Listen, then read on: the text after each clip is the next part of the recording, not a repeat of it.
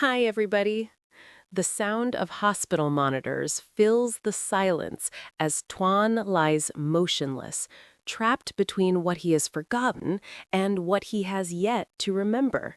His hospitalization turns fear into reality, forcing Ly Tu Diem to confront the one thing she has been dreading all along, losing him again. Will her presence be enough to guide him back? Day after day, Ly Tu Diem stays by his bedside, holding on to memories he no longer recognizes, whispering stories only love remembers.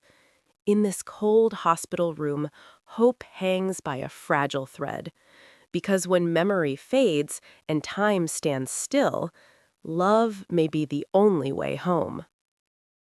Life rarely warns us before it changes. One moment it moves quietly in familiar rhythms, the next it shatters without mercy. That morning began like any other. The city was loud, impatient, alive. 2DM was thinking about ordinary things: unfinished work, a missed call, the promise of dinner she and Toan never quite planned. She never imagined that within hours, those small thoughts would feel like luxuries from another life. The phone rang once, then again.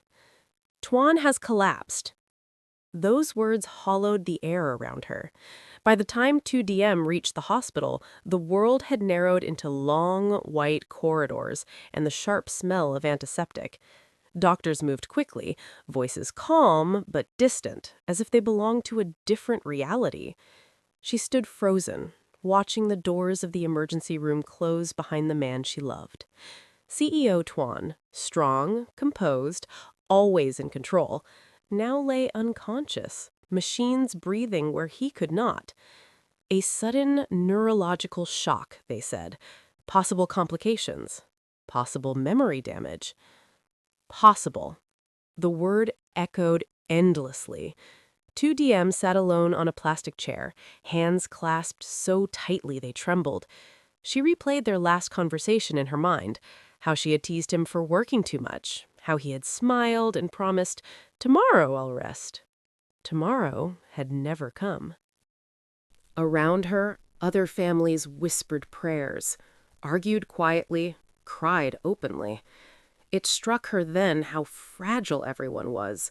No matter how powerful, how prepared, life could still pull the ground from beneath your feet. Hours passed, maybe days. Time lost its meaning. When the doctor finally returned, his expression was careful.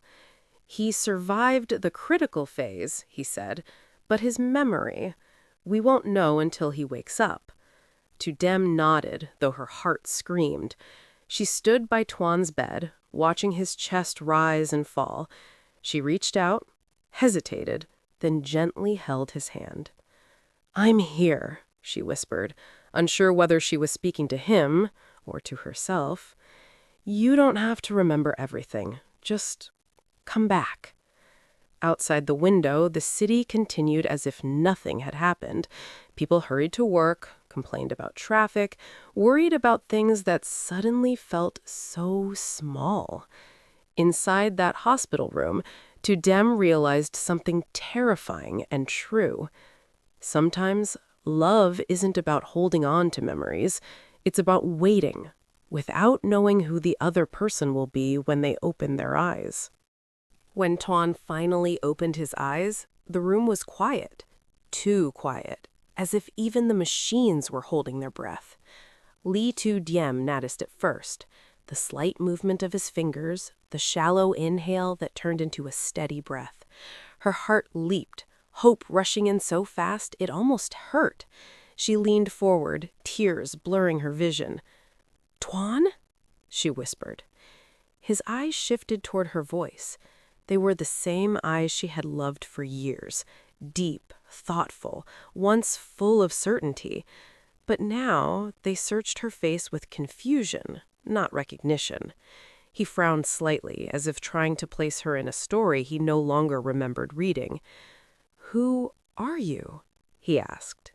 The question was soft, almost polite, yet it landed like a fracture inside her. Tu Diem forced a smile, the kind people use when they don't want their pain to scare anyone. "I'm Ly Tu Diem. I'm here with you." The doctor explained later that Toan was conscious but disoriented. His memory loss might be temporary, or it might not. Familiar faces could feel unfamiliar. Emotional memories were often the hardest to recover. That night, Tu Diem stayed by his bed. She spoke to him about small, ordinary things, the cafe they used to pass every morning, the way he hated rainy traffic, the stray cat that waited near their building. She avoided the word love, afraid it would feel too heavy for a man still learning how to exist again. Toan listened quietly. Sometimes he nodded. Sometimes he closed his eyes, overwhelmed. There were moments when his brow tightened, as if something deep inside him was stirring, then slipping away. "I feel like I should know you," he said suddenly, "but my mind is empty." Her throat tightened. "That's okay," she replied. "You don't have to force it." Later, when he fell asleep, Tu Diem stepped into the hallway. She finally let herself cry, silently, against the cold wall. Around her, nurses walked past, families whispered, life continued its steady rhythm. No one stopped, no one noticed. She realized then how lonely love could be when it was no longer shared equally. Yet, when she returned to the room and saw Toan sleeping peacefully, something inside her settled. She pulled a chair closer and sat down. If memory had turned him into a stranger, she would introduce herself again. If love had been erased, she would rebuild it, slowly, carefully, without demands. Because sometimes, helping someone remember isn't about reminding them of the past. It's about staying, even when the present hurts. Hope does not arrive loudly. It slips in through the cracks, disguised as routine. Days in the hospital began to blend together. Morning light, quiet footsteps, the steady rhythm of machines. For Toan, each day felt like starting a book from the middle, familiar emotions without clear reasons. For Tu Diem, each day was a careful balance between strength and breaking. She learned the hospital's smallest details, which nurse smiled the most, which doctor spoke gently, which hour Toan seemed least tired. She brought him simple things from the outside world, fresh fruit, newspapers, stories about traffic and weather, anything that might anchor him to life beyond white walls. Sometimes it worked. One afternoon, as she read aloud from a magazine, Toan suddenly interrupted her. "You always do that," he said. She looked up, startled. "Do what?" "Move your finger along the page when you read," he replied slowly, as if surprised by his own words. "I don't know how I know, I just do." Her heart skipped. It was nothing dramatic, nothing complete, but it was something, a crack in the wall that held his memories back. Encouraged, Tu Diem began to tell him more. Not grand stories, but small ones. How he used to leave his coffee untouched when he was nervous.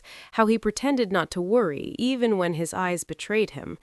She spoke gently, watching his reactions, stopping when his head began to ache. There were setbacks, too. At night, Toan sometimes woke in panic, sweating, gasping as flashes of pain and fear crossed his mind. He spoke fragments, half sentences, broken images. Tu Diem would sit beside him, holding his hand until his breathing slowed. "Why does it hurt to remember?" he asked once, voice shaking. She didn't answer right away. "Because some memories are tied to loss," she finally said, "and some to love." He looked at her then, really looked at her. "Are you part of that pain?" Tu Diem smiled sadly. "Maybe, but I'm also part of what stayed." That question lingered between them. Toan began to sense that his past was not just forgotten, it was guarded, locked away for a reason. Remembering might mean facing mistakes, regrets, choices he had made. Still, Each day, he waited for her. Each day, he felt calmer when she arrived. And Tu Diem understood something both hopeful and frightening. Love was helping him heal, but love might also be the very thing his memory was afraid to return to. Sometimes, recovery does not come with applause. It comes with silence and a decision. The morning Toan was allowed to leave the hospital, the sky was pale and undecided, caught between rain and sunlight. Tu Diem packed his few belongings slowly, folding each item with care, as if this simple act could hold the fragile future together. She did not ask what he remembered now. She was afraid of the answer. Outside, the world greeted them without ceremony. Cars honked, people hurried past, conversations overlapped. Life did not pause for healing, it expected it to keep up. At home, Toan stood by the window for a long time. The room felt unfamiliar, yet not hostile. He touched the table, the doorframe, the bookshelf, as if listening to echoes left behind by someone else. Then he turned to Tu Diem. "There are pieces coming back," he said quietly. "Not clear memories. Feelings." Her heart tightened.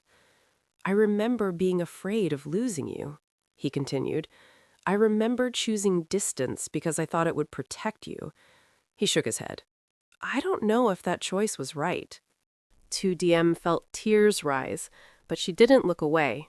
"We all make choices we don't fully understand," she said. "What matters is what we do next." That night, they cooked dinner together. Awkwardly, imperfectly. Toan burned the food, apologized, laughed softly at himself. It was such an ordinary moment that it almost hurt. Yet in that ordinariness, something real began to form. Later, as they sat in the dim living room, Toan spoke again. "I may never remember everything," he said, "but when I'm with you, I feel at home."